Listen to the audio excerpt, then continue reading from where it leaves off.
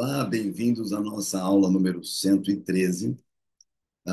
Nós estamos no item 9, né? O item lucros e perdas empresariais numa economia em desenvolvimento.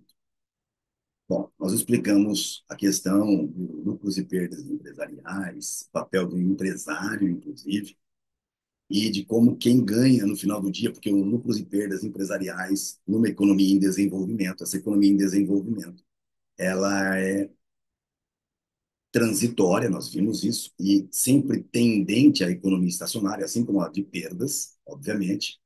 E então, o empresário tem sempre que estar criando coisas para se colocar no mercado de tal forma que ele nunca tenda a zero esses lucros e perdas empresariais. Mas também vimos que a cada vez que se aumenta essas passagens que os empresários criam de lucros e perdas empresariais, quem mais sai ganhando é a classe trabalhadora. Isso fica comprovado no item 9. Então, sempre que vocês tiverem dúvida, voltem lá no item 9, né, página 354 começa, vai até 360. É importante ler, entender, porque é como você mostra para aquelas pessoas que dizem que só o empresário sai ganhando, que isso é uma mentira. O empresário é aquele que, no fim do dia, leva os maiores riscos e tudo que ele faz, muito em breve, é copiado.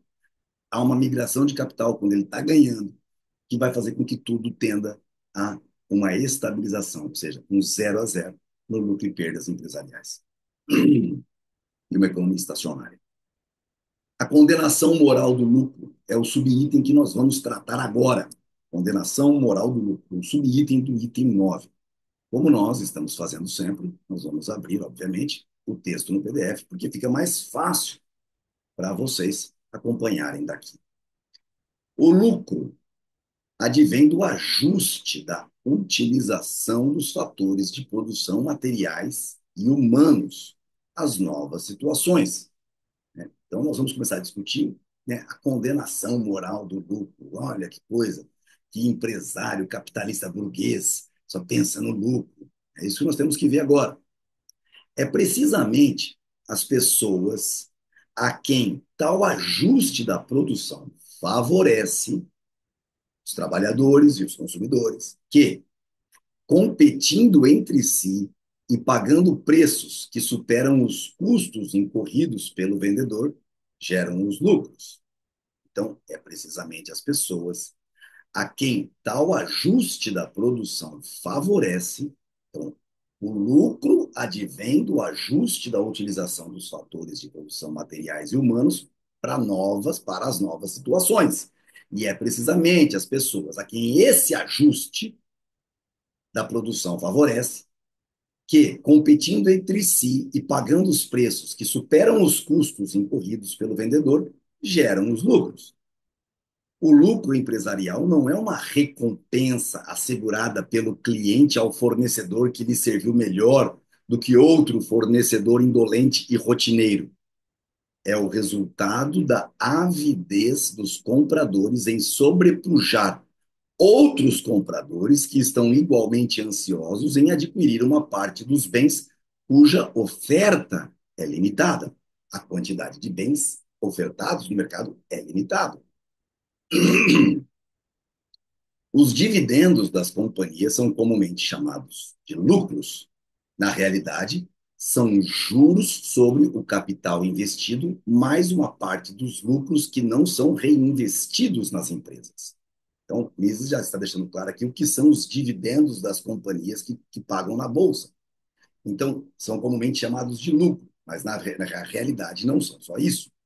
Quando você coloca seu dinheiro na Bolsa, né, comprando ações de uma empresa, você está vendo, procurando resultados de lucro, mas está se baseando também numa taxa de lucratividade que você acha que é a mínima que deveria ser paga. Então, na realidade, são juros sobre o capital investido, mais uma parte dos lucros que não são reinvestidos nas empresas. Então, portanto, as empresas vão distribuir.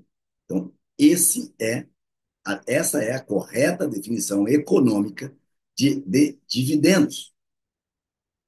Se a empresa funciona mal, não pagando dividendos, Ou então os dividendos pagos correspondem apenas aos juros sobre todo o capital ou somente sobre uma parte dele. Então, esse é o ponto-chave. Se a empresa funciona mal, não pagando dividendos, ou então os dividendos pagos correspondem apenas aos juros sobre todo o capital ou somente sobre uma parte dele. Então, isso é se uma empresa funciona mal. É assim que definimos que ela está funcionando mal. Se os socialistas e os intervencionistas consideram lucro e juro como uma renda não ganha, subtraída aos trabalhadores que, assim, são privados de uma considerável parte do produto de seu esforço, era isso lá que dizia a mais-valia, por exemplo, no seu entender, a produção existe graças ao trabalho como tal e nada mais. E, portanto, de direito, deveria beneficiar somente a quem moureja no trabalho. Esse é o pensamento dos socialistas. Entretanto, o trabalho em si produz muito pouco, se não for ajudado pela poupança prévia e pela acumulação de capital. Os produtos são fruto de uma cooperação entre trabalho e bens de capital. Cooperação essa que existe graças a uma acertada direção empresarial. Lembra do item 9? O item 9 dizia que as perdas e lucros empresariais estão sempre tendendo a zero e quem ganha, no final das contas, são quem poupou e colocou o dinheiro na mão dos empresários para que eles fossem na direção certa e os trabalhadores, que como consumidores também ganham muito mais, porque nesta economia em desenvolvimento há uma necessidade maior de gente do que naquela estacionária, como a gente viu, quando a cota per capita é zero.